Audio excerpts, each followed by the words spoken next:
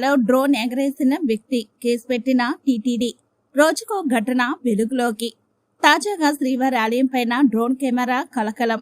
హిందువుల నెరవేర్పు శ్రీవారి ఆలయంపై డ్రోన్ ఎగరవేసిన మహారాష్ట్ర భక్తుడు.